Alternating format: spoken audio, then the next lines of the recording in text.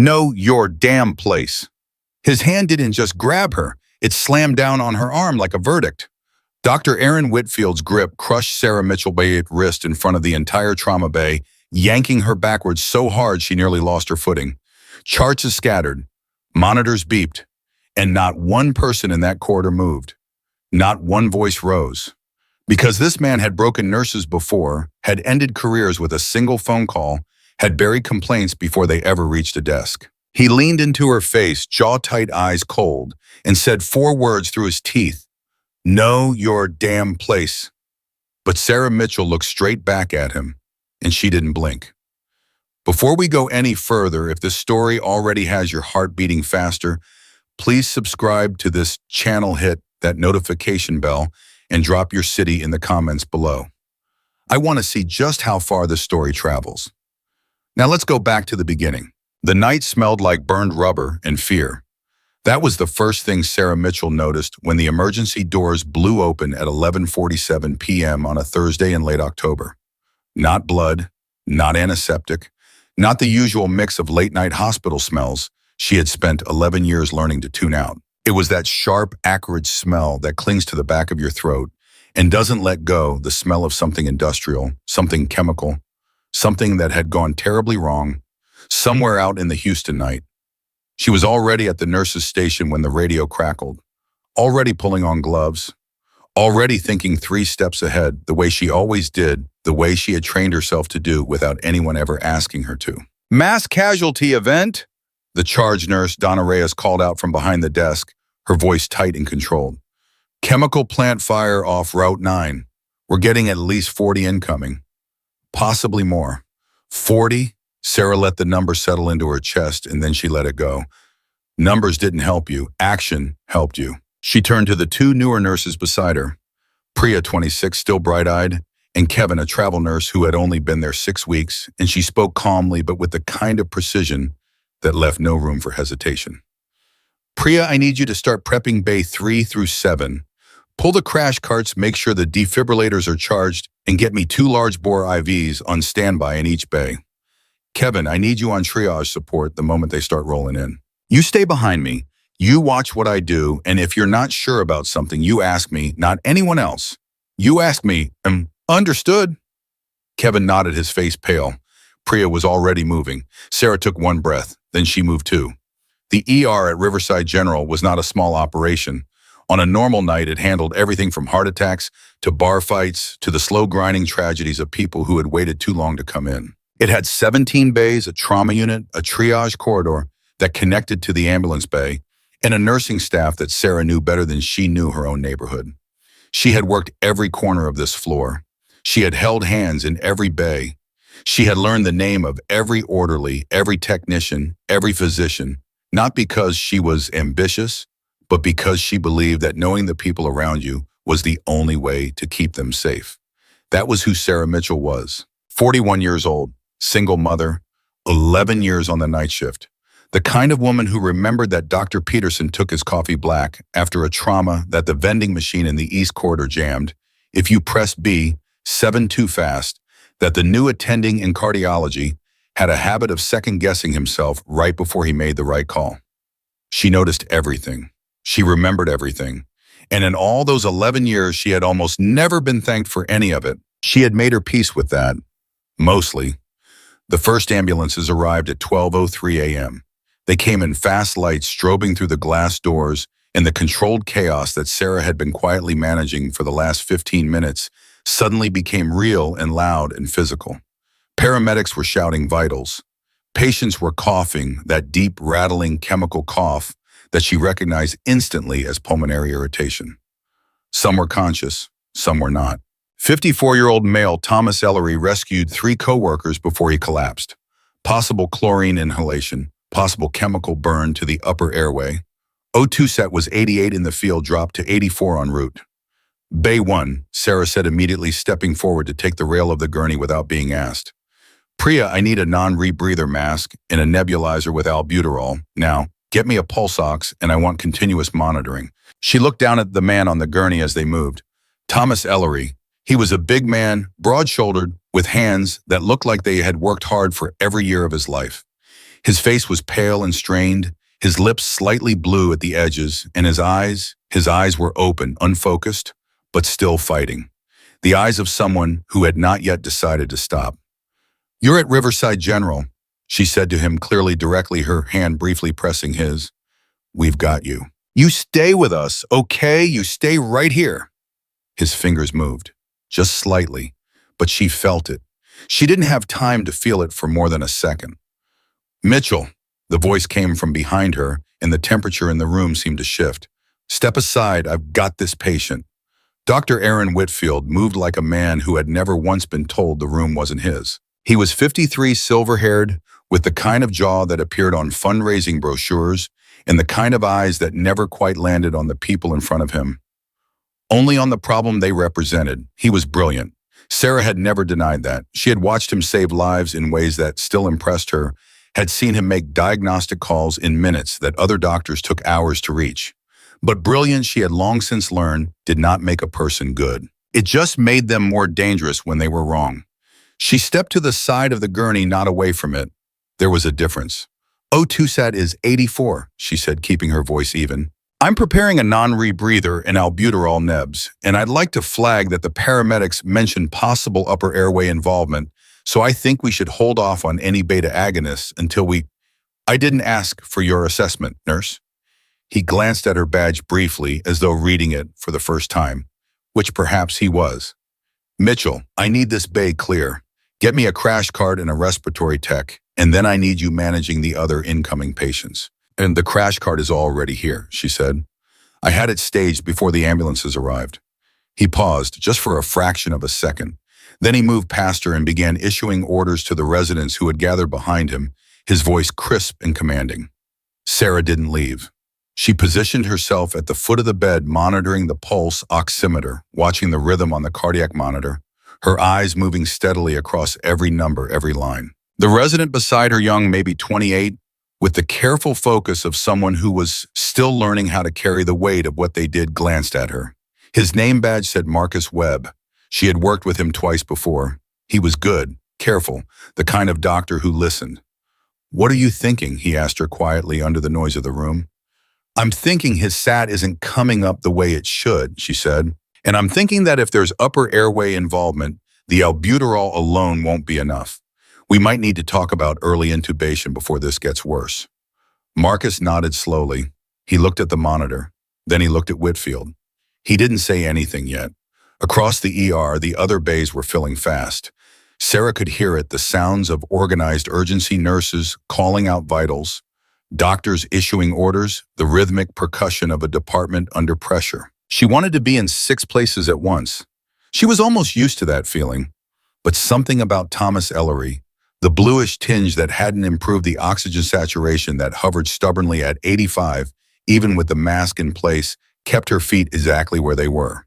She began reviewing the medication orders on the wall-mounted tablet at the bedside.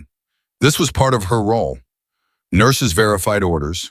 Nurses were the last line of check before anything went into a patient's body. She had always taken that seriously. More seriously, perhaps, than some of the people who wrote the orders in the first place. She read through the orders once. Then she read them again. Her stomach dropped. "Dr. Whitfield," she said. He was in the middle of speaking to a resident and didn't turn around. "Dr. Whitfield." Louder now, steady, clear.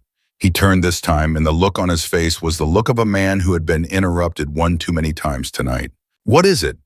"The medication orders," she said. "There's a combination here that I need you to look at.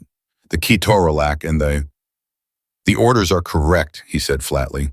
"I understand that, but the ketorolac combined with the bronchodilator at this dosage in a patient with possible Mitchell."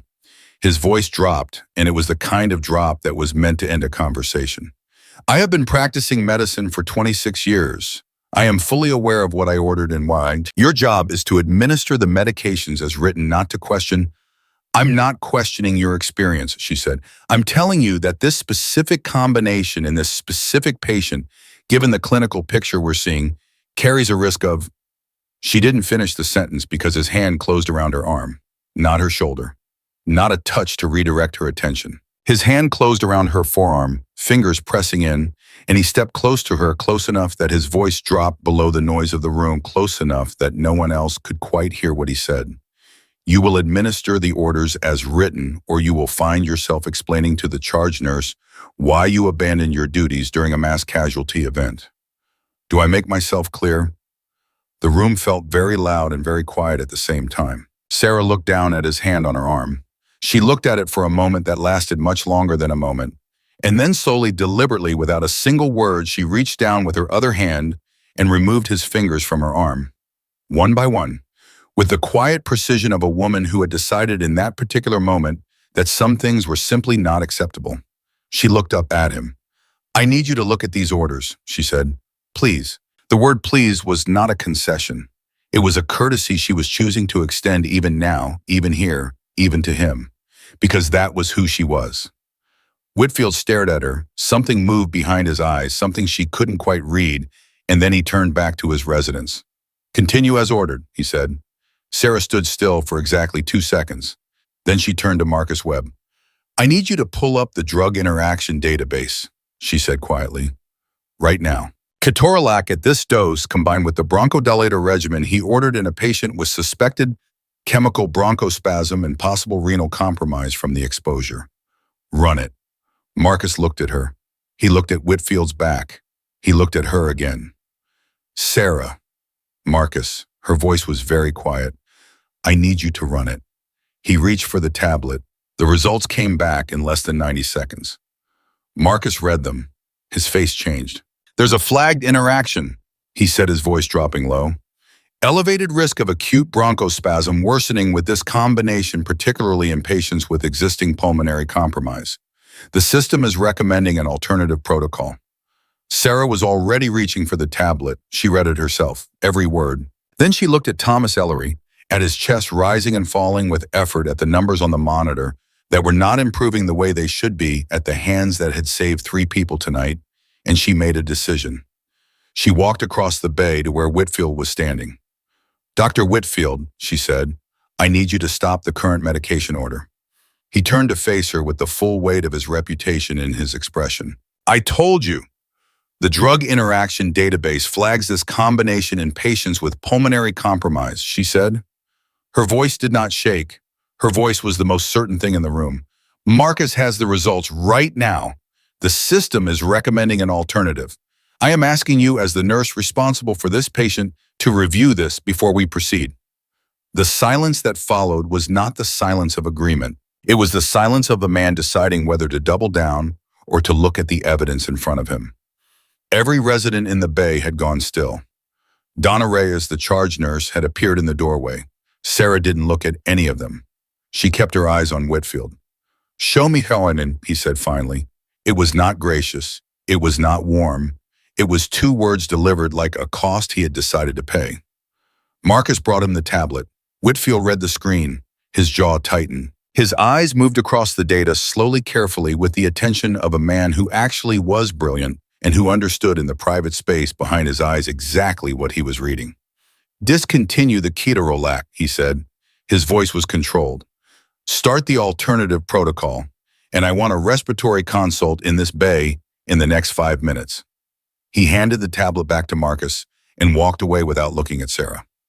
Sarah turned back to Thomas Ellery. She adjusted the oxygen mask. She checked the monitor. She began preparing the alternative medications, her hands steady, her breathing, even her mind, already moving through the next steps, the next checks, the next moments of care that this man in front of her needed. Is he going to be okay? Marcus said quietly beside her. We caught it, she said. He's going to be okay. She did not say I caught it. She never said that. But the words sat in the room anyway, unspoken and true. Thomas Ellery's oxygen saturation began to climb, slowly, 85, then 87, then over the next 20 minutes, 91. The respiratory consultant arrived, assessed him, and confirmed what Sarah had already known. The original medication combination would have significantly worsened his bronchospasm, could have triggered a respiratory arrest in a man whose lungs were already fighting the effects of chemical exposure and physical exertion. The alternative protocol was correct. The catch had been real. Sarah didn't stop moving for the next 2 hours. She moved through the ER like the invisible force she had always been, bay to bay, patient to patient, check to check, hand on a shoulder. Here a clear instruction, there. She helped Kevin manage a 60-year-old woman with severe skin burns. She assisted Priya with a teenager who had lost consciousness. She coordinated with the respiratory team, the burn unit, the attending physicians cycling through the surge. She was tired in her bones.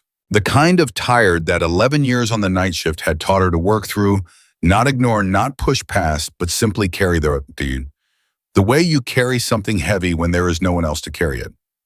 At around 2:30 in the morning, when the surge had begun to stabilize, and the ER was still loud but no longer at the edge of its capacity, Sarah stepped into the medication room for a moment alone. Just a moment. She leaned against the counter and closed her eyes and took 3 slow breaths. She thought about Daniel, her son 14 now, who was asleep at home 2 miles away, who had left a snack on the counter for her with a sticky note that said, "Eat something, Mom," before she left for her shift tonight. She thought about the way he had started staying up until she got home, some nights, not to talk, just to be there sitting in the kitchen with his headphones, in the way teenagers present themselves as if they're not doing exactly what they're doing. She thought about Thomas Ellery's hand moving slightly under hers when she told him he was at Riverside General, that they had him, that he needed to stay. She thought about Whitfield's fingers on her arm. She opened her eyes. She pushed off the counter and went back to work. By 3:15 a.m., Thomas Ellery had been stabilized and moved to the respiratory care unit. His oxygen saturation was holding at 93. His chart notes indicated that a potential drug interaction had been flagged and an alternative protocol implemented. The attending physician of record was Dr. Aaron Whitfield. Sarah's name was not in those notes in any way that told the story of what had actually happened. That was not unusual. That had never been unusual. The name on the notes was always the doctor's name. That was how the system worked. That was how it had always worked in every hospital Sarah had ever been in. For all 11 years, she had spent learning its rhythms and its rules and its silences. She sat at the nurse's station at 3:30, updating her own nursing notes with careful, detailed documentation, because nursing notes were separate from physician notes, and hers had always been thorough, specific, and time-stamped. She documented the medication concern. She documented the interaction flag. She documented the alternative protocol and the patient's response. She documented it all. Donna Reyes sat down beside her. The charge nurse was a woman of 50 with 23 years in the ER and the kind of quiet authority that came from outlasting everyone who had ever underestimated her. She didn't say anything at first. She just set a cup of coffee next to Sarah's hand and let it sit there. After a moment, she said, "You know what you did in there?" "I did my job," Sarah said without looking up from her notes. "Sarah." "Donna, I did my job. Thomas Ellery is alive and his oxygen is coming up and the protocol is working. That's the job." Donna was quiet for another moment. Then she said very quietly, "He could write you up for insubordination." "He could?" Sarah agreed. "Are you scared?" Sarah finished typing the last line of her note. She looked at it on the screen. Then she picked up the coffee cup and took a sip. "I'm tired," she said, "and I saved a man's life tonight. So no, not particularly." Donna looked at her for a long moment. Something passed between them, something that women who have worked in institutions for a long time understand without having to say it out loud. The weight of being seen only when you make a mistake. The strange invisibility of doing everything right. "Go check on Bay 4, Donna said finally. "Priya's been alone in there for 20 minutes. Sarah stood. She finished the coffee in one last sip. She set the cup down. "Already on it," she said, and she walked back into the noise. By 3:45 in the morning, the ER had dropped from a roar to a hum, the kind of hum that emergency nurses knew wasn't peace. It was just the pause between waves. Sarah knew the difference. She had been reading this floor's rhythms for 11 years, the way a sailor reads water, not by looking at it, but by feeling it through the soles of her feet. She was restocking Bay 6 when she heard footsteps behind her that were too deliberate to be accidental. She didn't turn around. "Mitchell." The voice was Dr. Richard Hale, the chief of emergency medicine. Mid-50s, methodical, the kind of man who wore his authority quietly and spent it carefully. He had been at Riverside General for 18 years. He had hired Sarah. He had also, in those 11 years, never once called her by her first name in a professional setting. She turned. Hale was standing in the doorway of the bay, with his arms crossed and his expression arranged in the careful neutral that told her this conversation had already been decided before it began. "I need a word," he said. "Of course," she said. They walked to the small conference room off the main corridor, the one with the round table and the coffee-stained chairs and the motivational poster on the wall that said "Excellence is not an accident," which had been slightly crooked for 4 months and which Sarah had straightened so many times she had stopped counting. Hale closed the door. He didn't sit down. Neither did she. "Dr. Whitfield filed a report," he said, 40 minutes ago. Sarah felt something settle in her chest. Not surprise, not fear. Something closer to the feeling of watching a thing you had already seen coming arrive at its destination. "What kind of report?" she said. "Insubordination, interference with physician orders during a mass casualty event, refusal to comply with direct instruction." He paused. "It's formal, Sarah. It goes to the board." She was quiet for a moment. "And Thomas Ellery?" Hale's eyes shifted, just slightly. "The patient is stable." "Because the medication order was changed," she said. "Because there was a flagged interaction that would have worsened his bronchospasm significantly." Marcus Webb can confirm. The drug interaction database flagged it within 90 seconds of the query. I have it documented in my nursing notes, time-stamped at 12:41 a.m. Hale looked at her steadily. "I know," he said. "Then you know the order was wrong." He didn't answer that directly. What he said instead was, "There is a process for flagging concerns about physician orders, Sarah. There is a chain of command. You go to the charge nurse escalates, the physician is notified through proper—" "There wasn't time for the chain of command," she said. "The medication was about to be administered. You physically blocked the administration. I asked him to look at the interaction flag. After he told you to step back." "Twice." "Yes," she said. "After he told me to step back. Twice." The room was very quiet. The motivational poster on the wall said, "Excellence is not an accident," slightly crooked, exactly as it always was. "I'm going to need you to write a formal response," Hale said, "documenting your account of the events. I'll need it by end of shift." "I can have it to you in an hour," she said. He looked at her for a moment longer. Something moved behind his eyes, something that was not quite apology and not quite admiration, but lived in the neighborhood of both. "Sarah," he said, and then he stopped. "And then, just write the report." She nodded. She walked to the door. She put her hand on the handle, and then she stopped. "Dr. Hale," she said without turning around, "if I had not flagged that interaction, Thomas Ellery would likely have gone into respiratory arrest within 20 to 30 minutes. He saved 3 people tonight before he collapsed. I want that in the record too." She opened the door and walked out. The hallway outside was bright and loud and moving, and Sarah moved with it because that was the only direction available. At 4:10 a.m., Donna Reyes found her at the nursing station typing the formal response with the focused efficiency of someone who had decided that every word was going to matter. Donna sat beside her on. She said nothing for almost 2 minutes. Then she said, "He filed the report." "I know," Sarah said. "Hale told you." "Yes." Donna was quiet again. "Then Kevin saw Whitfield grab your arm in the bay. He told me." Sarah's fingers paused on the keyboard. Just for a second. Then they started moving again. "Kevin is 28 years old and he's been here 6 weeks, Sarah said. "I don't want him involved in this. He wants to write a statement." "Donna." "Sarah, he came to me. I didn't ask him." Donna's voice was firm and quiet and careful. "He said, and I am quoting him directly, that it was the most unprofessional thing he had ever seen a physician do to a nurse in his career. And his last hospital was in Detroit, so that's saying something." Sarah stopped typing. She sat with that for a moment, the particular weight of being seen by someone you hadn't expected.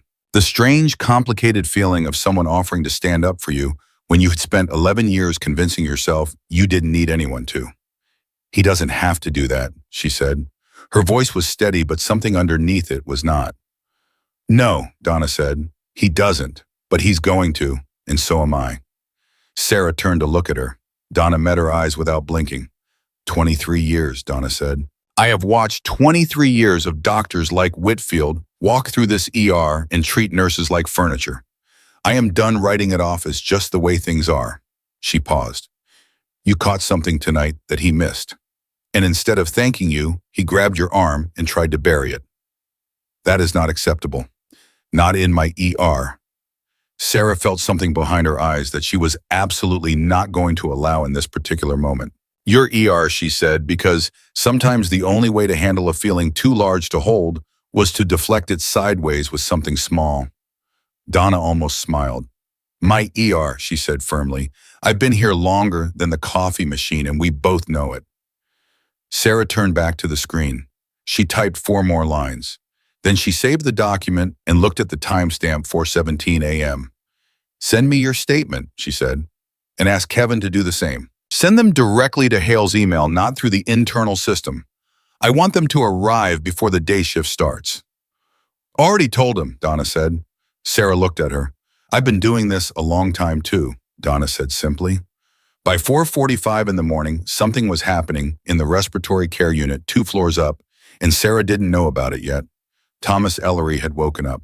Not slowly the way patients usually came back to consciousness after a medical event. Not the gradual surfacing through layers of sedation and confusion.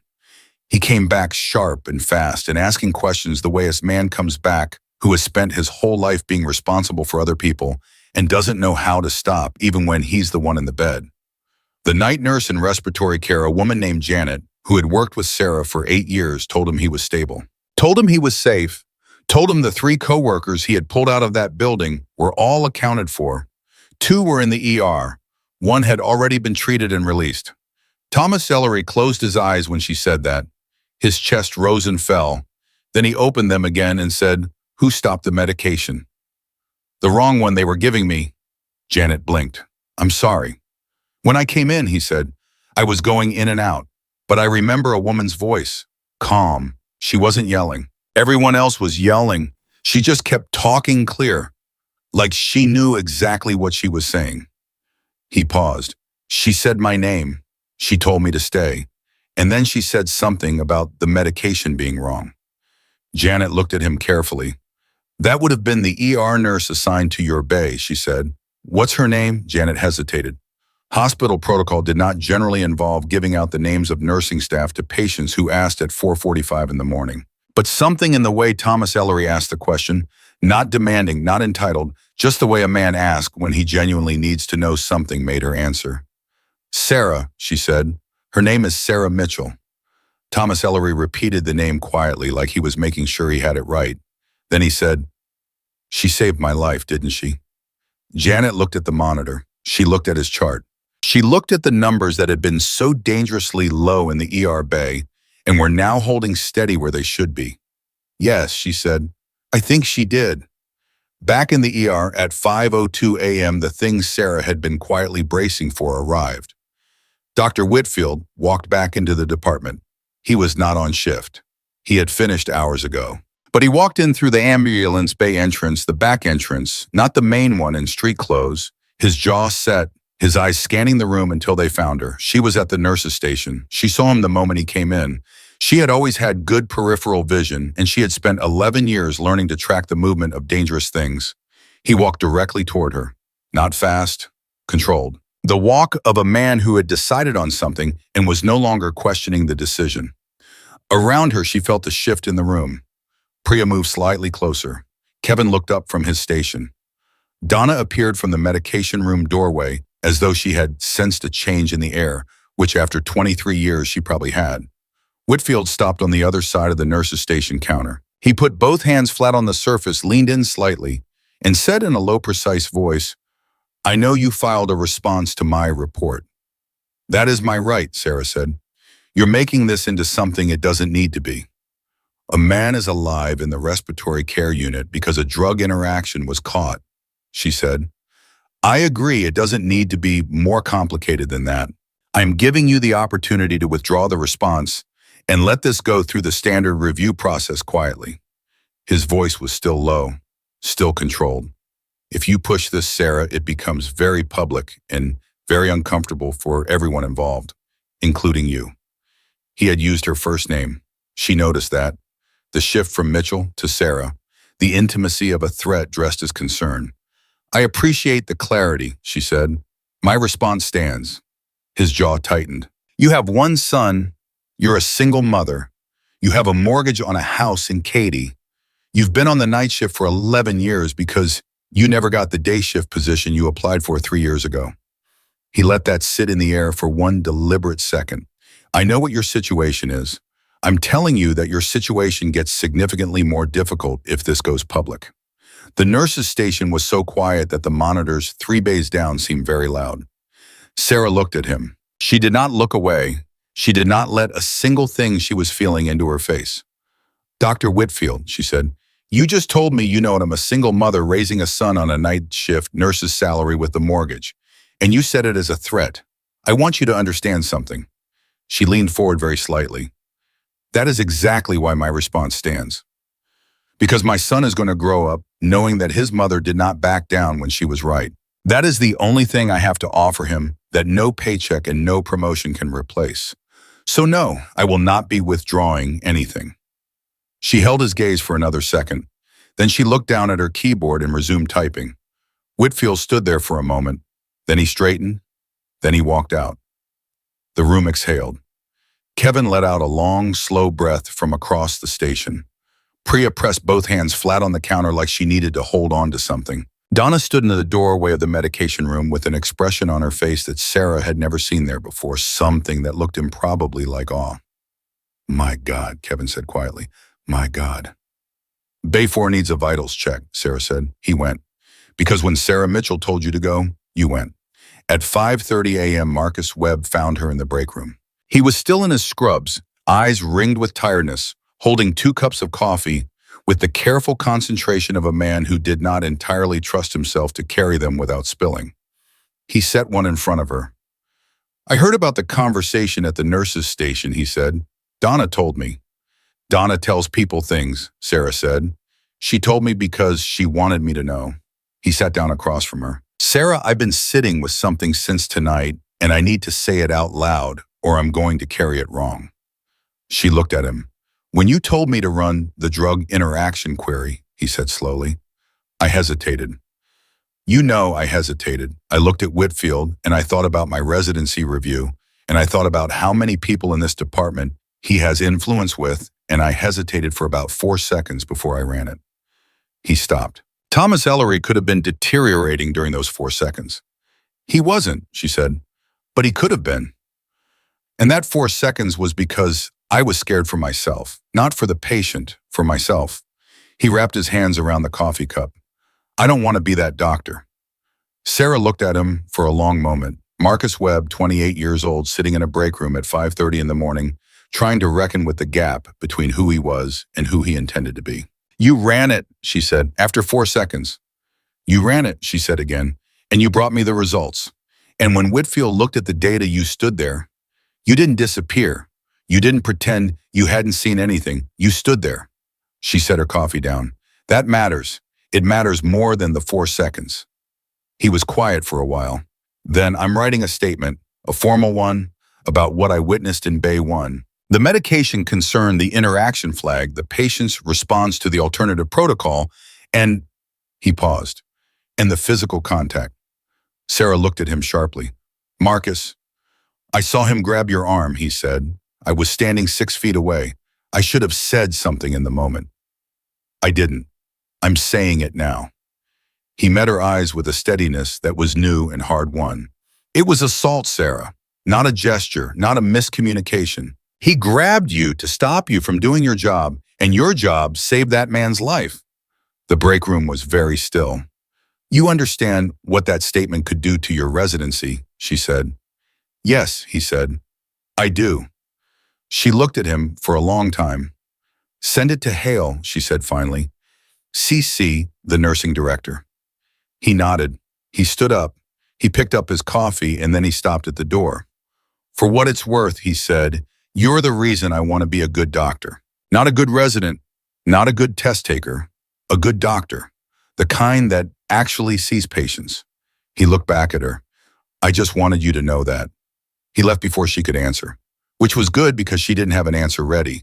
She only had the feeling, sudden and sharp and entirely unwanted in a break room at 5:30 in the morning, of being seen in a way she had not been seen in a very long time. At 6:15 a.m., 15 minutes before the day shift arrived, Donna knocked on the door of Hale's office, walked in without waiting, and placed 3 printed statements on his desk. Her own, Kevin's, Marcus Webb's. Hale read them, all 3, without speaking.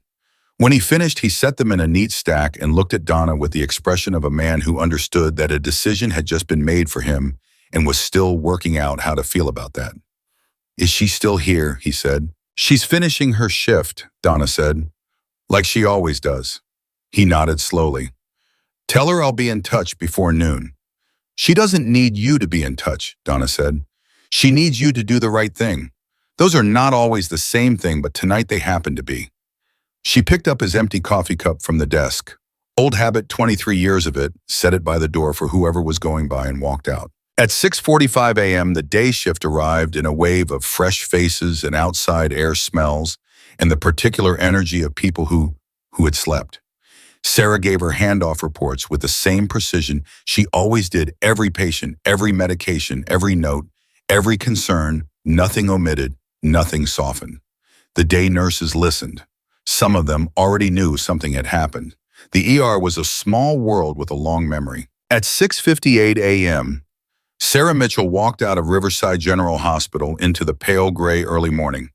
The parking lot was cold and the sky was the color of something that hadn't made up its mind yet. She sat in her car for a moment without starting it. Her hands were in her lap. Her eyes were open. She thought about 11 years.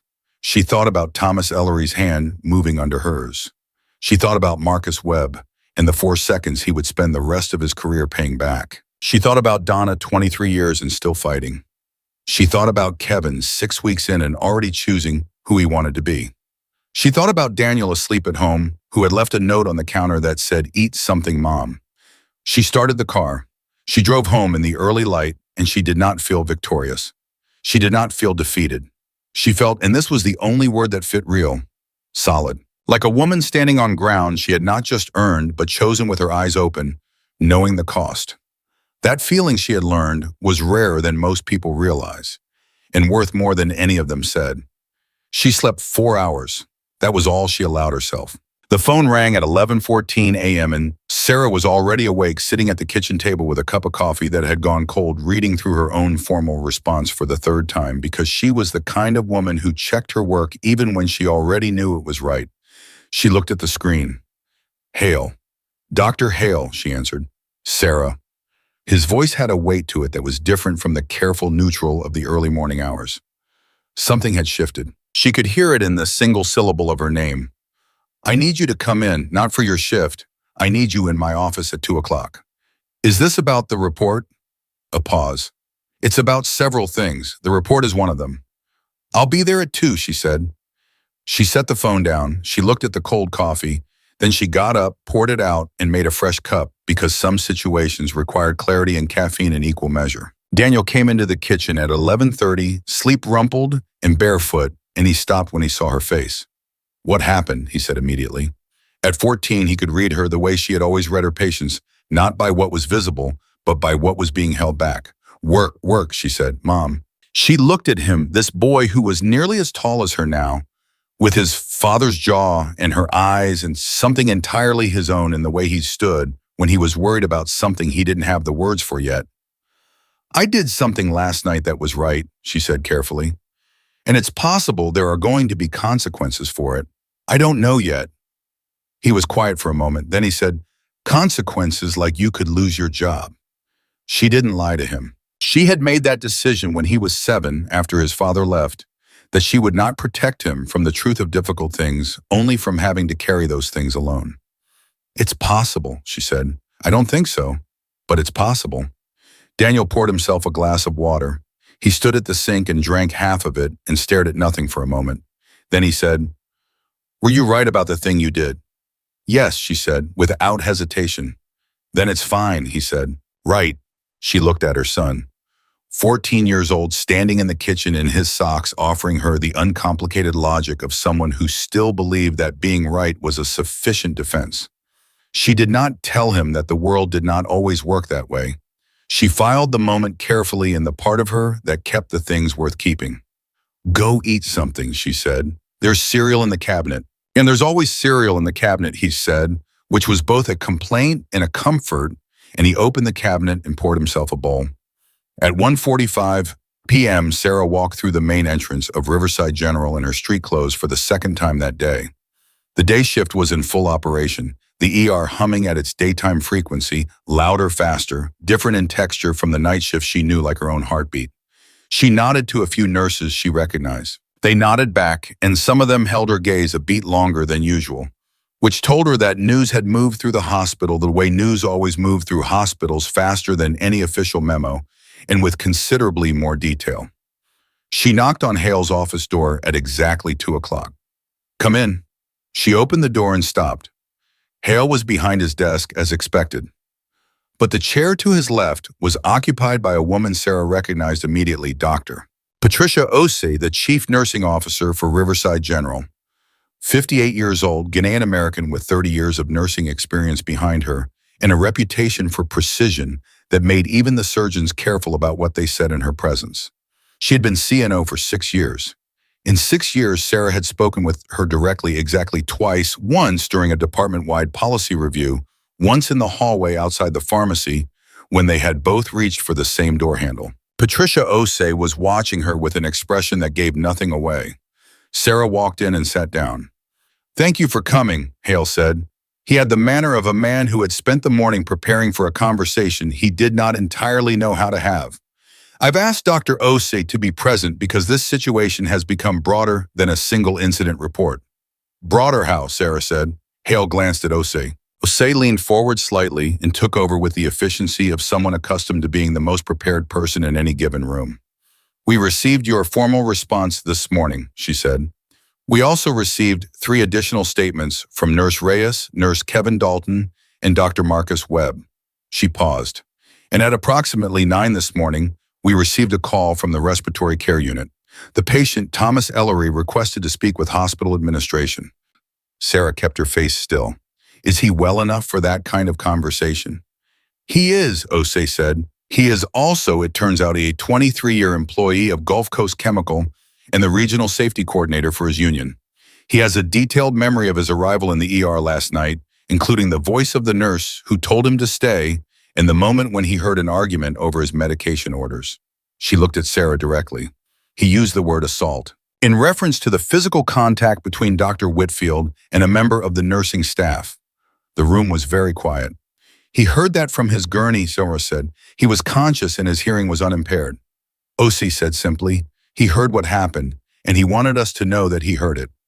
Sarah sat with that for a moment. Thomas Ellery flat on his back, oxygen saturation at 84, fighting to stay conscious and still listening, still taking it in. The kind of man who saved 3 people from a burning building and then lay in an ER bay, cataloging what was happening around him in case it mattered later. It had mattered. "Dr. Whitfield's report," Hale said carefully, "is being reviewed in light of the additional statements and the patient account. That review has been escalated to the medical executive committee." He folded his hands on the desk. "Sarah, I want to be direct with you. What Marcus Webb documented, the physical contact, the nature of it, the context, that is not something this administration can treat as a minor personnel disagreement." "I didn't ask you to treat it any particular way," she said. "I asked you to look at the medication orders. That's all I asked from the beginning." "I know," he said, and for the first time since she had known Richard Hale, he sounded genuinely uncomfortable, not with her, but with himself. "I also want to acknowledge that the process by which this situation could have been resolved earlier, the systems that should have made it possible for a nurse to flag a medication concern without it becoming a confrontation, those systems failed last night. They failed before Whitfield ever put his hand on your arm." "That was unexpected." Sarah looked at him. "The chain of command you mentioned," she said carefully, "is too slow," he said, "and too dependent on the physician being willing to engage. We know that. We have known that." He paused. "That is something we need to fix, not as a response to last night, as an acknowledgement that last night was not the first time." The weight of that landed in the room and stayed there. Patricia Osei spoke again, her voice measured and precise. "I want to ask you something directly. Sarah and I want you to answer me honestly." She looked at her steadily. "Is this the first time something like this has happened to you at this hospital?" Not necessarily physical, but the dismissal of a clinical concern, a physician overriding your judgment without engagement, the feeling that your assessment was not being taken seriously. Sarah was quiet for a long moment. She thought about 11 years. She thought about the specific texture of those years. Not the dramatic moments, not the nights like last night, but the ordinary accumulated weight of 1,000 small dismissals. A concern brushed off, a suggestion ignored, an order she questioned and was talked over not because she was wrong, but because she was the nurse and he was the doctor, and that was the hierarchy, and everyone had quietly agreed to live inside it. No, she said, it is not the first time. Osei nodded slowly. Will you be willing to document those instances? Not for the purpose of the current action against Whitfield separately, for a broader review of nursing practice culture in this department. Sarah looked at her. That's a significant process. Yes, Osei said, it is. And you're asking me to be the one who starts it. I'm asking you if you're willing, Osei said. No one is going to compel you to do anything. You have already done more than anyone had a right to expect. But I am asking. Sarah thought about Donna Reyes' 23 years watching it happen and watching it happen and watching it happen. She thought about Priya, 26, still in the early years of learning which battles to pick and which ones to swallow. She thought about every night shift nurse who had ever stood at the foot of a bed and known something was wrong and looked at the physician on the other side and done the math and stayed quiet. Yes, she said, I'm willing. At 3:20 p.m. as Sarah was leaving Hale's office, her phone rang. Unknown number. Houston area code. She almost didn't answer. She answered. Is this Sarah Mitchell? A man's voice.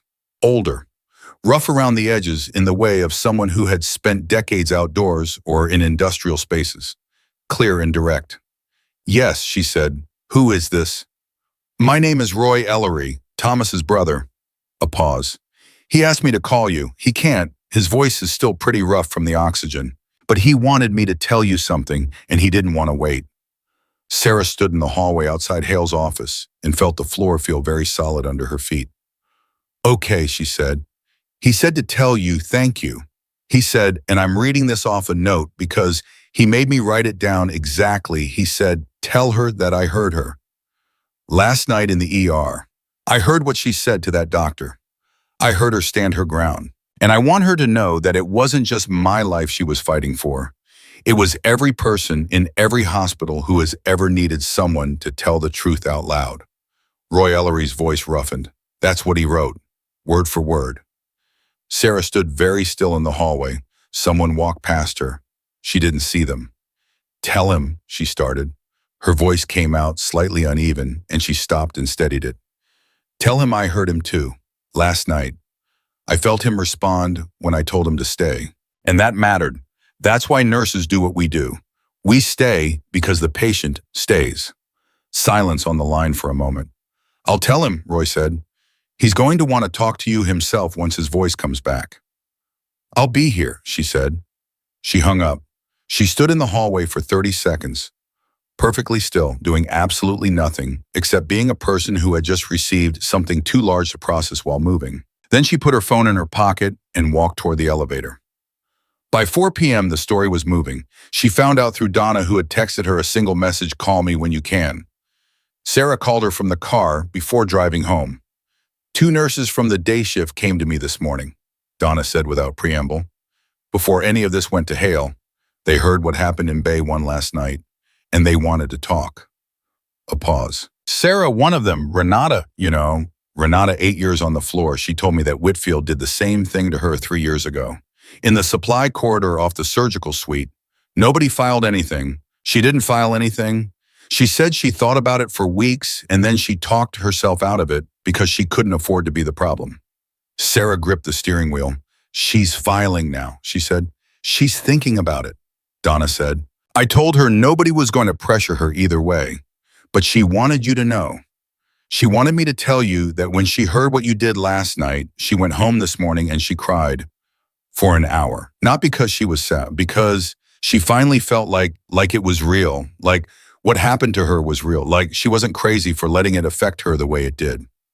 Sarah stared at the road ahead. Houston traffic moved around her in its indifferent afternoon way, and she sat in the middle of it with the knowledge that the thing she had done the previous night in Bay 1, The things she had done simply because Thomas Ellery was going to die, she didn't had reached backward in time and touched something that had been sitting in the dark for 3 years inside another woman's chest.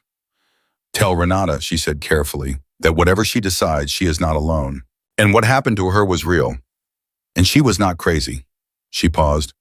And if she wants to talk to me directly, she can call me. I'll tell her, Donna said. At 5:45 p.m., the medical executive committee convened in an emergency session. Sarah was not in the room. She was at home making dinner, standing at the stove with the news on low in the background, and Danielle at the kitchen table doing homework. But Donna was at the hospital, and Donna knew things, and Donna sent her a text at 6:02 that read, "They pulled his surgical privileges pending full review, restricted to consult only. It's not over, but it's something." Sarah read the text. She stirred the pot on the stove. She did not say anything out loud. Daniel looked up from his homework. "Good news or bad?" "Something in between," she said, "the kind that means the process is working." He considered that. "Is that enough?" "For today," she said. "Yes." At 7:30 p.m., her phone lit up with a name she hadn't expected, Marcus Webb. "I just left the hospital," he said when she answered. "I testified in front of the MEC this afternoon. I told them everything. The interaction flag, the medication concerned the patient's response. And he stopped. And the physical contact, I described it exactly as I saw it. I didn't soften anything." "How do you feel?" she said. A long pause. "Terrified," he said, "and completely certain, which I didn't think could be the same feeling, but apparently it can." "It can," she said. "That's what doing the right thing feels like, Marcus. Most people spend their whole lives trying to avoid that combination of feelings. The ones who sit with it anyway are the ones who become the doctors patients remember." He was quiet for a moment. "Can I ask you something?" "Yes." "Did you know last night when you stood there and refused to back down, did you know how it was going to turn out?"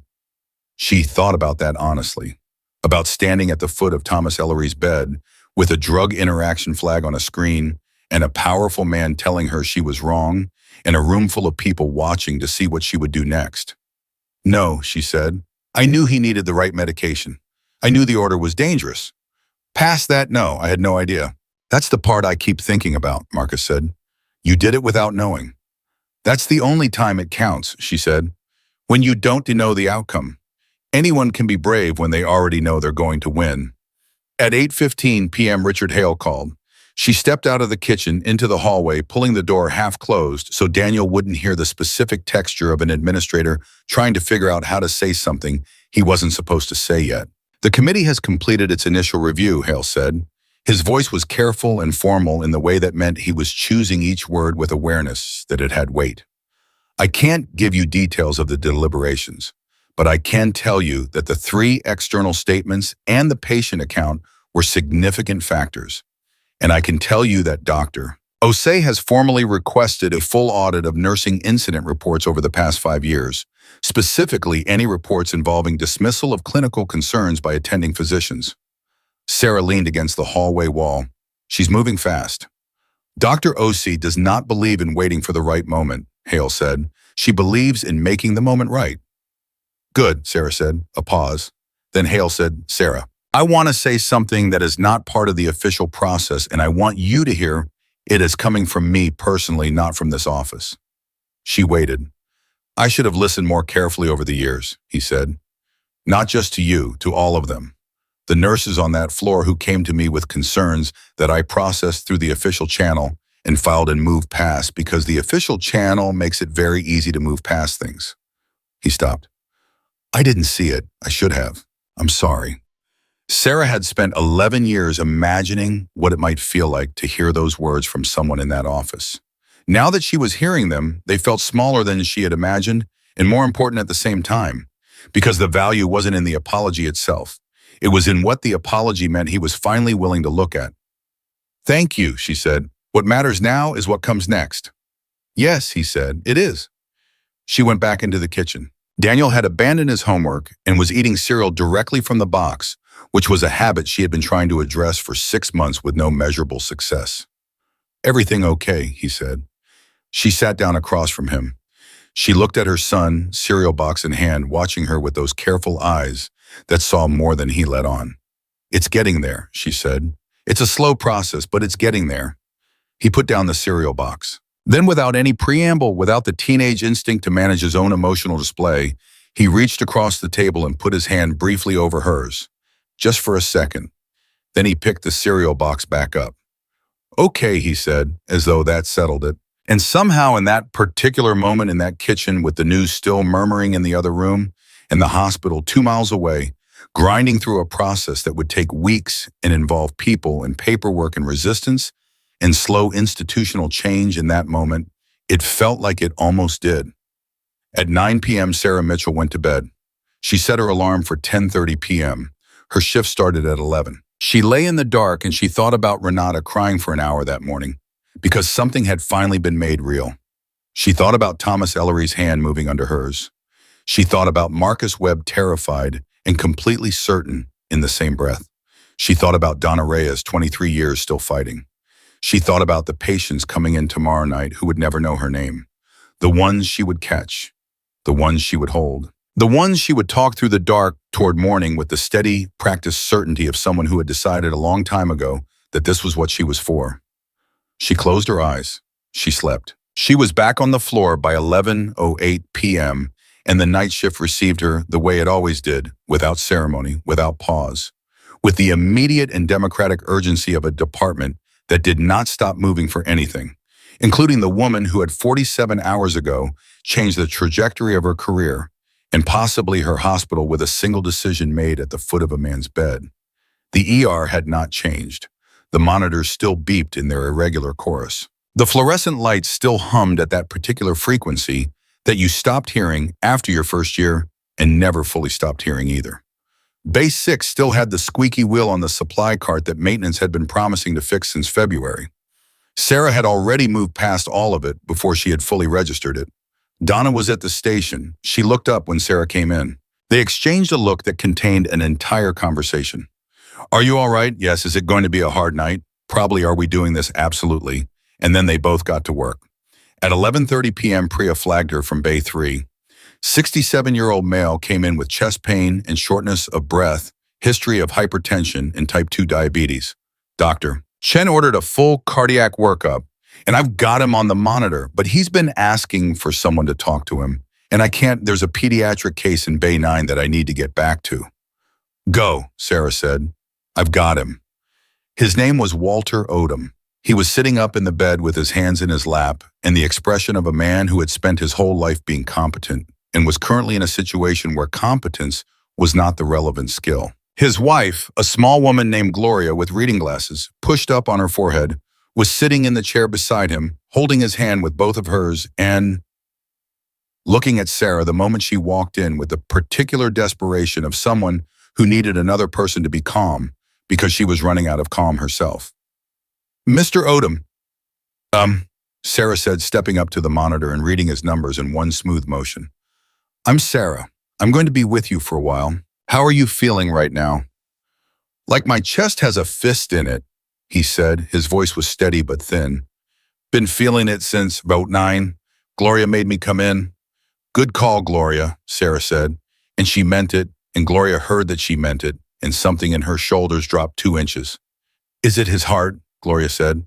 "We're checking everything right now," Sarah said. "The doctor ordered a full workup, which means we're being thorough, which is exactly what we should be. I need you both to talk to me. What did the pain feel like when it started?" Walter's sharp pressure radiating anywhere. He described it carefully with the precision of a man who had worked with his hands and understood the importance of accurate reporting. She listened with the full weight of her attention, asking follow-up questions, watching his face and his color in the rhythm of his breathing as much as she was watching the monitor. She had learned long ago that the monitor told you numbers and the patient told you the truth, and you needed both. At 11:52 p.m., the cardiac enzyme results came back. She read them at the station. Her eyes moved across the numbers and landed on the troponin level, and she felt a particular quickening in her chest that meant the next few minutes mattered. She pulled Dr. Chen before he had finished reading his own copy. "Troponin is elevated," she said. "0.8. His pain is ongoing, and his EKG Had that ST flattening in leads 2 and 3 that I flagged when he came in. 10:35 sharp, one of the attendings she trusted without reservation, looked at the results and nodded once fast. Activate the cath lab, he said. I want cardiology on the phone in the next 2 minutes. Sarah was already reaching for the phone. At 12:15 a.m. Walter Odom was being moved to interventional cardiology with a working diagnosis of NST-EMI, a heart attack that was not the kind that announced itself dramatically, but the kind that quietly closed doors while you weren't looking. Gloria walked beside the gurney holding his hand and looking at Sarah with eyes that said everything that a waiting room in a cardiology suite in an uncertain night could not yet resolve. He's going to the right place, Sarah told her. The cardiology team is excellent. I need you to go with the nurse upstairs and they will stay with you. Will you? Gloria started and then stopped because she was a woman who understood the limits of what she could ask. I'll check on him, Sarah said. I promise. She watched them go. Then she turned around and went back to the floor because that was what the floor required. And because promises in this job were made to be kept even when keeping them was inconvenient. By 1:30 a.m., the ER had settled into the rhythm Sarah knew best. Not quiet, never fully quiet, but steady. The kind of steady that gave you enough space to think in between the moments that didn't allow for thinking at all. She was updating medication logs at the station when Kevin appeared beside her. He had a look on his face that she had started to recognize, the look of someone who was carrying something they'd been deciding whether to say. Can I ask you something, he said. You can always ask, she said without looking up from the screen. Did you know when you filed the response? Did you know that other nurses would come forward, Renata and the others? She looked up then. Kevin Dalton, 28, 6 weeks in writing statements and asking real questions at 1:30 in the morning. She thought about who he was going to be in 10 years and felt something that was almost hope. No, she said honestly. I didn't think about it, but it happened anyway. It happened anyway, she agreed. That's usually how it works. Someone has to go first. Not because they planned to, just because the moment arrived and they were the person standing in it. Kevin was quiet for a moment. I want to be the kind of nurse that does that, he said. Goes first when it matters. You already are, she said. You wrote the statement. Nobody asked you to. He looked down at the desk. Something moved across his face, not pride exactly, but the quieter thing that comes before pride, the thing that doesn't have a clean name. I keep thinking about what Whitfield said to you at the nurse's station, about your son, about your mortgage. His jaw tightened. That was, yes, she said simply. It was. And you just kept going.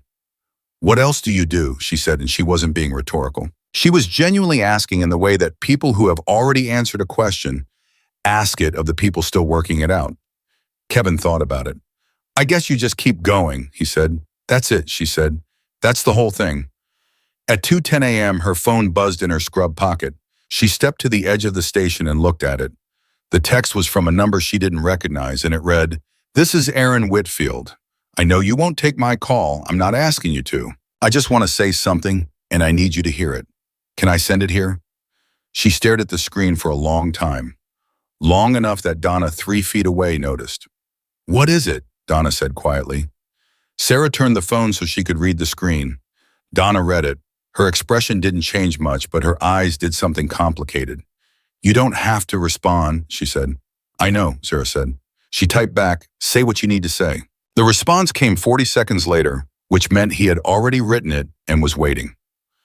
I have been practicing medicine for 26 years. I have always believed that my clinical judgment was the most important variable in any room I was in. Last night, I almost killed a man because I was more focused on that belief than on the evidence in front of me. You gave me that evidence 3 times. I responded by threatening your livelihood and putting my hands on you. There is no version of what I did that I can justify. I am not sending this to ask for anything. I am sending it because you deserve to know that I understand what I did. Every part of it. Sarah read it twice. She handed the phone to Donna without a word. Donna read it. She was quiet for a moment. Then she said, What are you going to say? I don't know yet, Sarah said. She took the phone back. She stood with it in her hand for almost 2 full minutes in the middle of a working ER at 2 in the morning, with monitor beeping and a phone buzzing somewhere across the room, and the accumulated weight of 37 years of a man's career sitting in her palm in the form of a text message. Then she typed, "Thank you for saying that. Thomas Ellery is alive. His oxygen was at 93 when I left yesterday morning. That is the only outcome that matters to me." She put the phone back in her pocket. She didn't hear from Whitfield again that night. At 3 a.m., the twist that nobody had seen coming walked through the ambulance bay doors. Her name was Dr. Linda Marsh, and she was the newly appointed Director of Patient Safety for the Houston Regional Health Network, the oversight body that governed Riverside General and 4 other hospitals in the system. She was 52, with close-cropped gray hair, and the bearing of someone who had spent a career moving through institutions that preferred not to be examined too closely. She was not supposed to be there. There had been no announcement, no scheduled visit, no forewarning to Hale or anyone in administration. She had driven in from her home in Sugarland at 2:30 in the morning because someone had called her. Sarah found out about her arrival at 3:07 when Hale, who had apparently been reached by phone himself and had driven back in from wherever senior administrators go, at midnight appeared in the ER with his jacket on over his pajama collar and his expression stripped entirely of the careful professional neutral he usually maintained.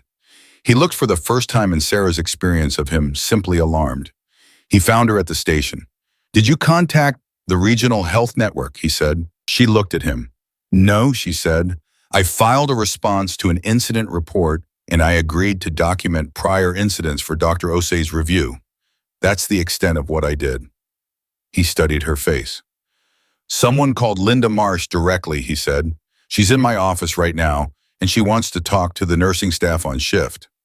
Sarah thought about who might have called Linda Marsh.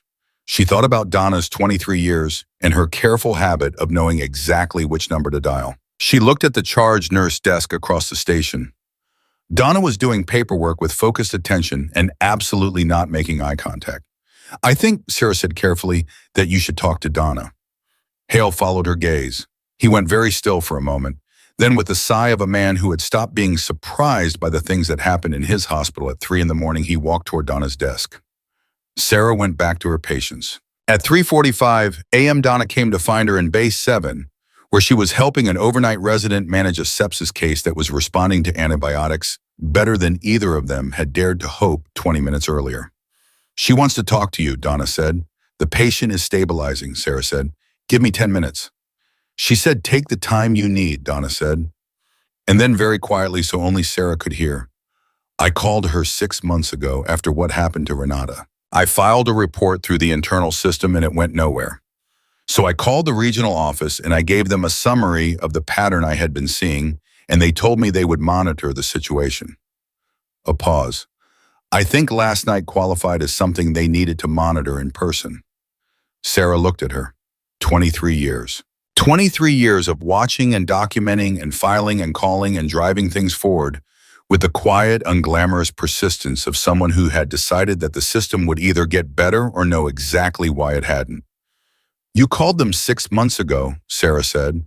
6 months ago, Donna said, "for Renata, because she wasn't going to call for herself." Sarah stood in Bay 7 with the weight of that. The knowledge that what felt like a single night, a single decision, a single moment at the foot of a bed had actually been the visible surface of something that Donna Reyes had been building underground for half a year in the dark, without telling anyone, without any certainty it would matter. "Thank you," Sarah said. "It was insufficient." She said it anyway. "Go talk to the woman," Donna said. "I'll watch the sepsis case." Linda Marsh was in the small conference room with the crooked motivational poster. She was sitting at the table with a legal pad and 2 pens and a cup of coffee that she had clearly brought herself. She stood when Sarah came in, a small gesture, but Sarah noticed it. "Ms. Mitchell," she said, "thank you for making time. I know you're mid-shift." Sarah said, "Please." They sat down across from each other. "I've been reviewing the statements filed in the last 24 hours, Marsh said, her voice direct and unhurried. "Yours the 3 supporting statements and the patient account from Mr. Ellery. I've also had a conversation with Dr. Osei this evening and reviewed the preliminary findings from Riverside General's incident report history over the past 5 years." She looked at Sarah steadily. "There is a pattern here, a significant one. It did not start with you, and it would not have ended with Thomas Ellery." "I know," Sarah said. "What I want to understand from you, not for the record, just for my own understanding, is what it feels like. from the inside, to be a nurse in a system where that pattern exists. Sarah looked at her. The question was unexpected and genuine unexpected questions deserve the same quality of answer. It feels like being fluent in a language that the institution pretends doesn't exist, she said slowly. You see things, you know things, not because you're smarter than the doctors, but because you're with the patients continuously, not in intervals. You're there when the medication wears off and when the pain comes back and when the family asks the question, the physician already left before they could ask. You carry that information. And then you take it to someone who has the authority to act on it, and sometimes they listen, and mostly they don't, and the system gives you no real mechanism to insist. So you learn to choose your battles. And some things that should have been battles become accommodations. And the accommodations become the culture. And the culture becomes the reason nothing changes. Marsh had been writing on her legal pad. She stopped. And when you chose your battle last night, I chose it because the alternative was watching a man die, Sarah said. It was not a complicated decision in the moment. It only became complicated because of how Dr. Whitfield responded to it. And if he had simply looked at the interaction flag the first time you raised it, we would have changed the medication order, Sarah said, stabilized the patient, done our jobs, and nobody would be in this room at 3:45 in the morning. Marsh looked at her for a long moment. That's the part that I keep coming back to, she said quietly. How simple it should have been. Yes, Sarah said, that's the part. At 4:30 a.m. Marcus Webb texted her. I heard the regional director is there. Are you okay? She typed back. Working, yes, he replied, good. I testified again today. To OSE's review team. I told them about 3 other instances I'd witnessed in the last year where nursing concerns were dismissed without engagement. I gave names and dates. She read the message twice. Marcus Webb, 2 days into something he could not unstart, going back and going deeper. Not because anyone told him to, but because once you could see the pattern, you couldn't pretend the pattern wasn't there. Good, she typed back. That matters. His response, I know. That's why I did it. She put the phone away and went back to her patients. At 5:15 a.m., Linda Marsh left the hospital. Before she went, she stopped at the nurse's station where Sarah was updating charts and said without preamble, a regional review is being initiated. It will cover 5 hospitals, and the particular focus will be on nursing incident reports and physician response patterns. It will take time. These things always take time, but it is happening. She paused. The work that was done here in the last 48 hours, yours, Nurse Reyes's doctor. Webb's the patient account. That is what made it possible to move this quickly. I want you to know that. What happens to Dr. Whitfield? Sarah said. Marsh's expression was measured. That is a process with its own timeline. What I can tell you is that the physical contact alone is disqualifying from an oversight standpoint. Whatever his clinical history, the behavior toward you is not defensible. The committee knows that. Sarah nodded. And you, Marsh said. Is there anything you need from the network level? Anything that would help you and your colleagues moving forward? Sarah thought about it, actually thought about it not as a rhetorical question, but as a real one with a real answer. A formal rapid response process, she said, for nurses flagging medication concerns during active patient care. Something with teeth.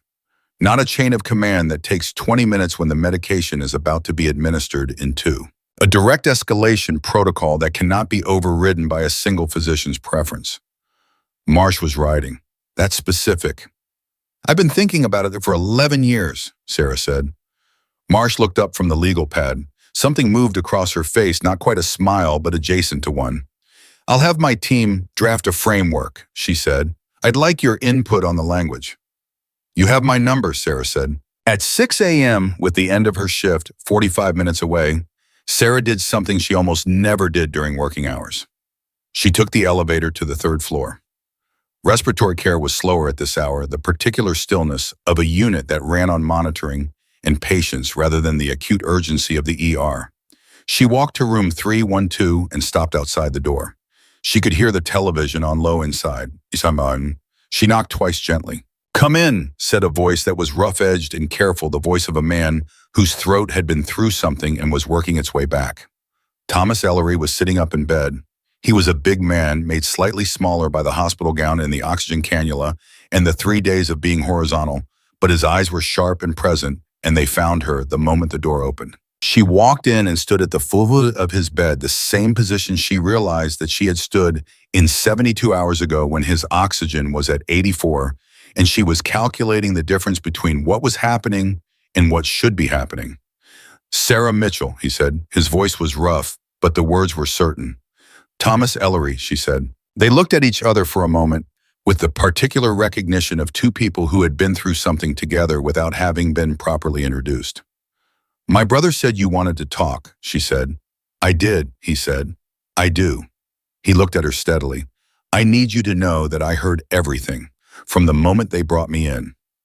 My oxygen was bad, but my ears were working fine." A pause. "I heard him tell you to know your place. I heard you take his hand off your arm." She said nothing. "I've been a union safety coordinator for 14 years, he said. "I know what retaliation looks like. I know what it feels like to be the person who sees the hazard and says something out loud and then gets told they're the problem." He stopped. "I want you to know that I filed my own account with the hospital yesterday as a patient, and I have a union attorney who is willing to make that account available to any review process that finds it relevant." He met her eyes. "You don't have to carry this by yourself." Sarah stood at the foot of Thomas Ellery's bed and felt the specific weight of a man offering to stand beside her, not out of gratitude, but out of principle. The same impulse that had sent him back into a burning building 3 times for other people's coworkers. The same fundamental refusal to walk past a thing that was wrong. "Thank you," she said, and this time the 2 words were not insufficient. They were exactly enough. He nodded once the way men like Thomas Ellery nod when something has been settled. "How are your lungs?" she said. "Better," he said. 95 this morning." "Good," she said, and she meant it the way she meant it every time, not as a pleasantry, but as the truest thing she had. She left him at 6:18 a.m. and took the elevator back down to the ER. She gave her handoff report at 6:45 with the same precision as always, patient by patient, medication by medication, concern by concern. When she was done, the day nurse, a woman named Carol, who had been at Riverside General almost as long as Donna, looked at her and said, "Sarah, take care of yourself today." It was such a simple thing, such an ordinary thing, the kind of thing that got said in hospitals every day and meant nothing and everything in alternating measure. "I will," Sarah said, and she walked out. The morning was gray and warm in the particular way of Houston autumn, and she sat in her car in the parking lot for almost 3 minutes before starting it, which was 2 minutes and 40 seconds longer than she usually sat. She was not thinking about any one thing. She was thinking about all of it at once: Donna's 23 years, Marcus's 4 seconds, Thomas Ellery's 95% oxygen saturation, Daniel's hand over hers at the kitchen table, Renata crying for an hour because something had finally been made real. She was thinking about what it cost to be invisible for a long time and then suddenly not to be. She started the car. She pulled out of the lot. She drove toward home with the morning coming up around her, ordinary and irreversible the way mornings always were. When she woke at 1 p.m., there were 4 missed calls on her phone. One from Donna, one from a number she didn't recognize with a Dallas area code, one from Dr. Osie's office line, and one from Daniel's school, which made her sit up fast before she remembered it was Saturday. She called Donna first. The medical executive committee issued its preliminary findings this morning. Donna said without any preamble at all, "Whitfield's surgical privileges are suspended indefinitely pending a full conduct review." Not just restricted, suspended. Sarah sat on the edge of her bed. That's different from what they said Thursday night. Significantly different, Donna said. Apparently the regional director's visit accelerated things. And apparently the patient statement from Thomas Ellery carried more weight than anyone anticipated. He wrote it himself. Longhand, 4 pages. The committee read all of it. 4 pages. Thomas Ellery, 3 days out of a chemical plant fire with a recovering airway and 95% oxygen saturation, had sat up in a hospital bed and written 4 longhand pages because he had decided that what he had witnessed from a gurney was worth documenting. Sarah pressed her hand flat against her own knee and felt the solidity of it. "What else?" she said, because she could hear in Donna's voice that there was more. "Renata filed," Donna said, "officially last night. She came in on her day off and she sat down with Osei's team for 2 hours and she filed a formal complaint documenting the incident from 3 years ago and two other instances she hadn't told anyone about. A pause that had weight in it. She called me afterward. She said she felt like she could breathe for the first time in 3 years. Those were her exact words. Sarah closed her eyes. She stayed like that for a moment. And the Dallas number, she said. I don't know who that is, Donna said, but Osei's office that I do know. She wants to meet with you this afternoon. 2 o'clock if you can. She said it's important, and she said to tell you it's good news. I'll be there, Sarah said. She called the Dallas number before she left the house. It rang 3 times, and then a woman answered, professional, efficient with the measured cadence of someone who spent a lot of time on important calls. This is Carol Nguyen. I'm calling on behalf of the Texas Nurses Association. Am I speaking with Sarah Mitchell? Sarah stood in her kitchen with her coffee in her hand and felt the world adjust slightly on its axis. You are Rosito, she said. Miss Abbas. Mitchell, the association became aware of the events at Riverside General Hospital over the past 72 hours through our regional liaison. We would like to speak with you about the possibility of your story being presented at our annual Patient Safety Conference in Dallas next month. We believe that what happened, specifically the medication intervention, and the broader institutional response represents exactly the kind of case study that nurses across the state need to hear. A pause. We would also like to discuss our advocacy division's interest in the rapid response protocol you proposed to the regional director. We have legislative contacts who have been pushing for exactly this kind of policy language for 2 sessions. Sarah set her coffee down very carefully. I'm going to need a day to think about it, she said. Of course, Carol Nguyen said.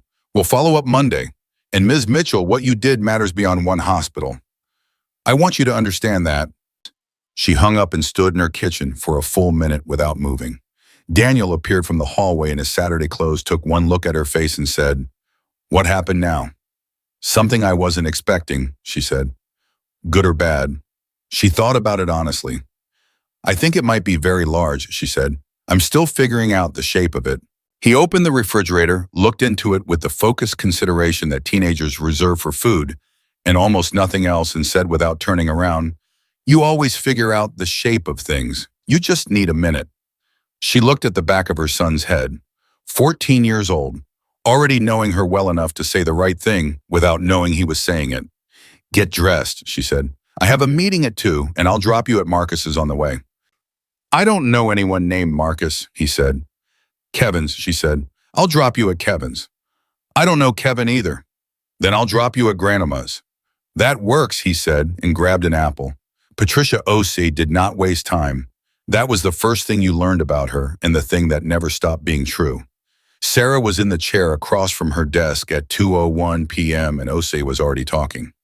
The board met this morning, she said. Emergency session, 40 minutes. The combination of the regional director's visit, the MEC findings, and the patient complaint created a situation that required immediate administrative response.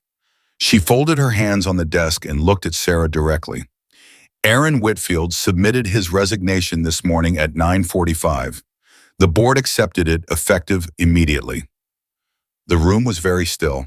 Sarah heard the words. She processed them in order the way she processed clinical information, one piece at a time, letting each one land fully before moving to the next. Whitfield resigned, effective immediately. He chose to resign rather than face the full conduct review, Osei said. That is his prerogative. It does not diminish the findings or the record which now exists permanently in his professional file and will follow any future credentialing application he makes at any hospital in this state. In the review of incident reports, Sarah said, the 5-year audit, ongoing Osei said, it will not stop because Whitfield resigned. The pattern predates him and likely extends beyond him, and we are going to look at all of it. She paused. I want to talk to you about something else, something the board discussed this morning that directly concerns you. Sarah waited. Osei reached into the folder on her desk and slid a single sheet of paper across to her. Sarah looked at it. At the top, in the formal typeface of official hospital documents, it read, Director of Nursing Practice, Proposal for Appointment. Her name was below it. She looked at Osei. The position has been vacant for 14 months, Osei said. We have been conducting a search that has not produced the right candidate. What happened this week? Not just the clinical intervention, but the documentation, the protocol proposal, the manner in which you engage with administration and with the regional office has shown us concretely that the right candidate has been here for 11 years. She looked at Sarah without any of the professional softening that might have made it easier to process. I am not offering you this as a reward. I am offering it because you are the most qualified person I have observed for this role, and because the specific work that needs to be done in nursing practice at this institution requires someone who has lived inside its failures and still believes it can be better. Sarah looked down at the paper. She read it again. Then she set it on the desk. I need to ask you something first, she said. Ask. If I take this role, if I push for the rapid response protocol, if I continue the documentation review, if I advocate for structural changes in how physician and nursing authority is balanced on this floor, will the board support that? Not in a meeting room, on the days when it's inconvenient, on the days when a senior physician pushes back, and it would be easier to smooth it over. Osei held her gaze without blinking. I will support it personally, she said, and I will hold the board to the same commitment in writing before you sign anything. Sarah sat with that. Osei's word, she had learned in a matter of days, was the kind of word that had structure to it.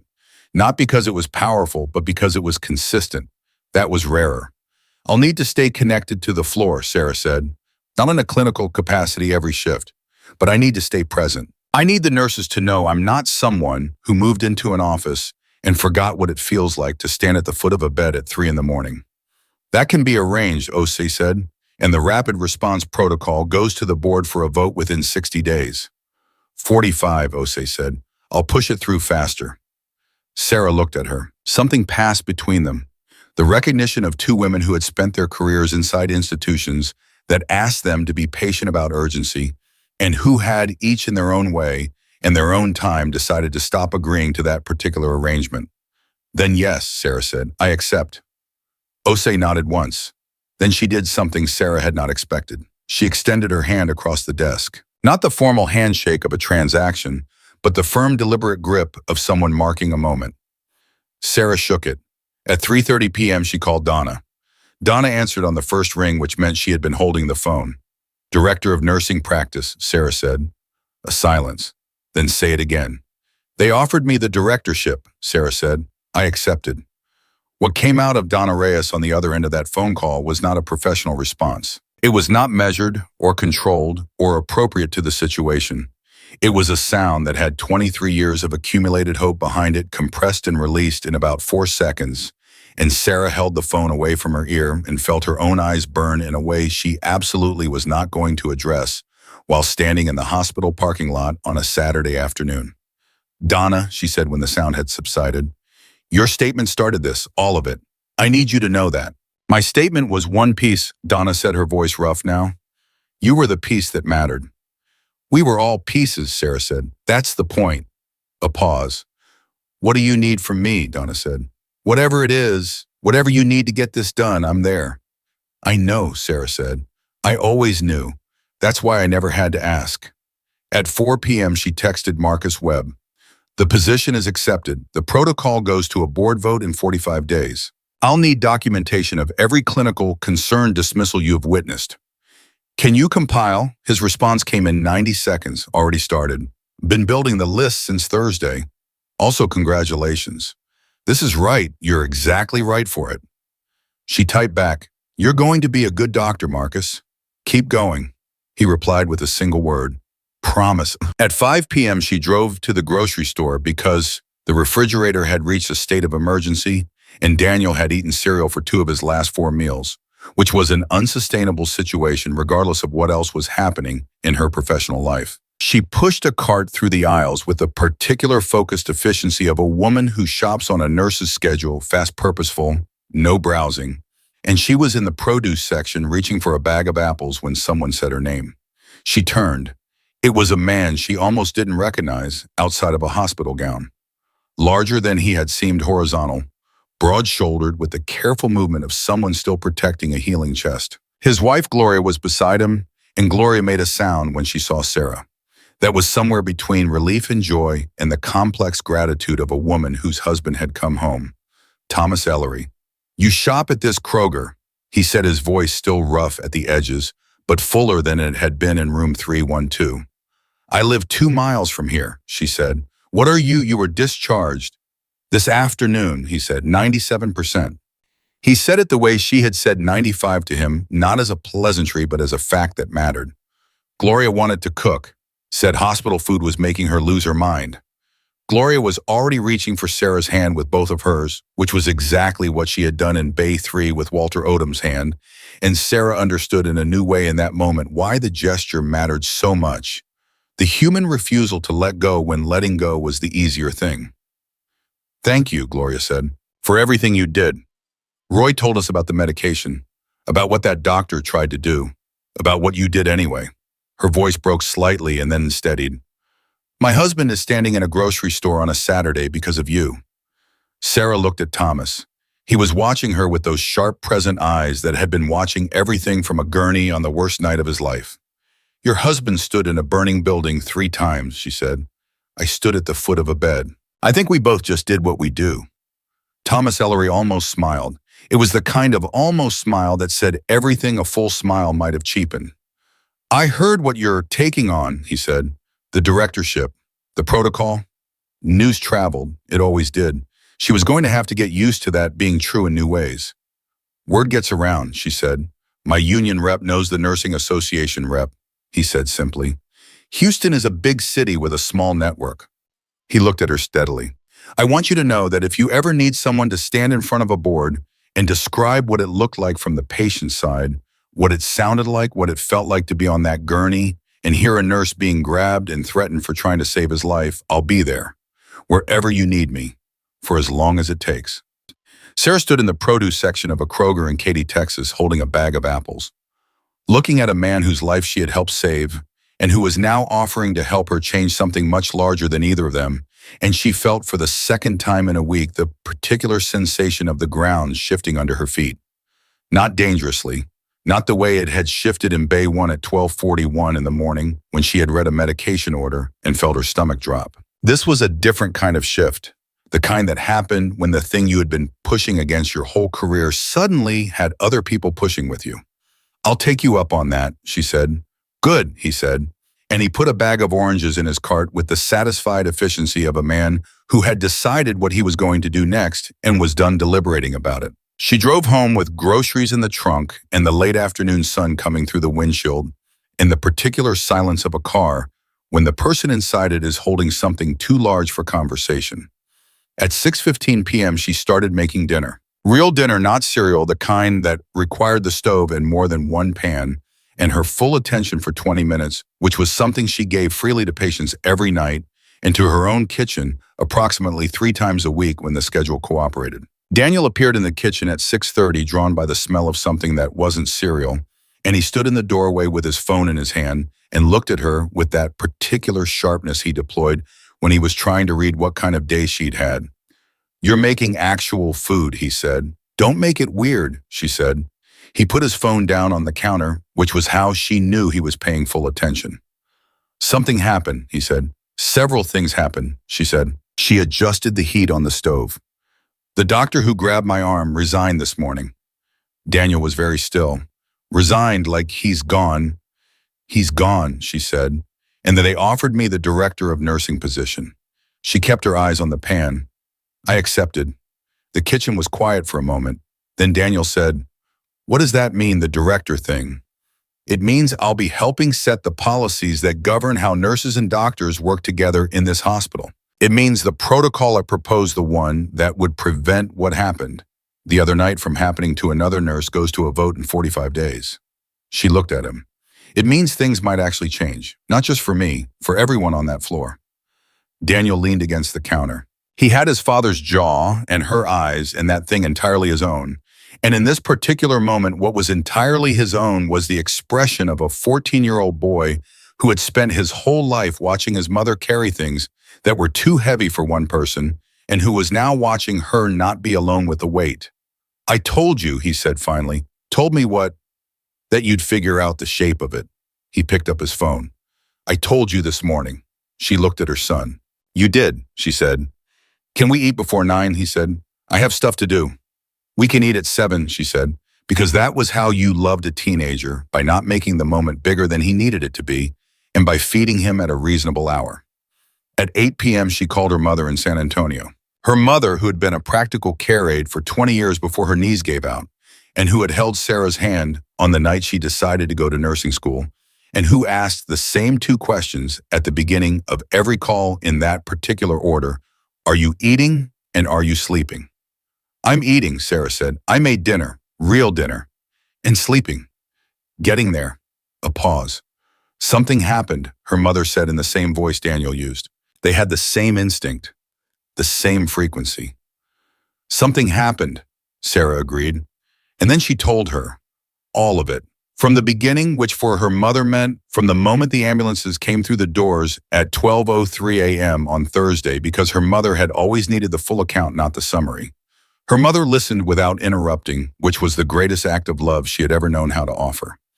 And when Sarah finished, her mother was quiet for a long moment. Then she said, I always knew you would do something like this. I didn't know what shape it would take, but I knew. You never told me that, Sarah said. You didn't need to hear it before now, her mother said simply. Before now, it would have just been noise. Now it's the truth you already lived your way to. Sarah sat with that, the truth you already lived your way to. 11 years of night shifts and invisible moments and checks and catches and hands held in the dark, all of it moving in a direction she couldn't have named while she was in the middle of it. Mom, she said, thank you. Eat, her mother said. Sleep, you have work to do. She did. At 11 a.m. on Monday morning, Sarah Mitchell walked into Riverside General Hospital. Not through the ambulance bay, not through the employee entrance she had used on every night shift for 11 years, but through the main entrance in her street clothes, with her nursing license and her formal acceptance letter, and the accumulated weight of everything that had happened in the previous 96 hours. She stopped at the front desk to get her new access credentials. The woman at the desk looked at her name, looked at her badge designation and said, Director of Nursing Practice. That position has been vacant for a while. It has, Sarah said. She took the elevator to the 4th floor, where the administrative offices were a floor she had been on fewer than a dozen times in 11 years, a floor that had always felt like a different country from the ER 2 floors below. She found her office. It was a real office with a door and a window and a desk that didn't have a squeaky supply cart anywhere near it. She stood in the doorway for a moment. She thought about Bay 1, about Thomas Ellery's hand moving under hers, about the drug interaction flag on a screen at 12:41 in the morning, about Whitfield's fingers on her arm and the specific quiet decision she had made to remove them one by one, about Marcus Webb running the query in 4 seconds and then running toward the rest of his career, about Donna Reyes, 23 years, holding the phone number of the regional director for 6 months, waiting for the moment that would make it matter, about Renata breathing for the first time in 3 years, about Daniel's hand flat over hers at the kitchen table, 1 second, and then cereal. She walked into the office. She sat down at the desk. She opened her laptop and she began to draft the rapid response protocol, the specific, detailed, clinically grounded language of a policy that would give every nurse in that hospital the mechanism to flag a medication concern and have it heard on the record in real time, without requiring them to choose between saving a life and saving a career. She worked without stopping for 2 hours. At 1:30 p.m., Donna knocked on the open door. Your first department meeting is Thursday, she said. I already put it on the calendar. Good, Sarah said without looking up. The day shift nurses are asking when you're coming down to the floor. Friday, Sarah said. First shift. Tell them I'll be there when they open. Donna was quiet for a moment. Sarah looked up. Donna was standing in the doorway with the expression of a woman who had been waiting a very long time for something and had finally, at 23 years in, watched it arrive. We did good, Donna said. We did good, Sarah agreed. Donna nodded. She turned and walked back toward the elevator because there was a floor to run and patients to manage and a department that did not stop moving for anything. And Donna Reyes had never needed an invitation to get back to work. Sarah watched her go. Then she turned back to the screen. She thought about the motivational poster on the wall of the small conference room, the one that said, "Excellence is not an accident." She had straightened it so many times she had lost count. She was going to straighten it one more time on her way out today. Then she was going to write a policy that made it so the next Sarah Mitchell, the one standing at the foot of a bed at 12:41 in the morning, watching the wrong medication about to be administered, knowing what she knew, and having no mechanism to make anyone listen, would have a path forward that did not require her to bet her career on her own courage alone. Because courage was not a system, and courage alone was not enough. But courage documented and structured and backed by institutional will and the voices of the people who had finally decided they were done being quiet, that was something else entirely. That was change. And Sarah Mitchell Invisible no longer had only just begun.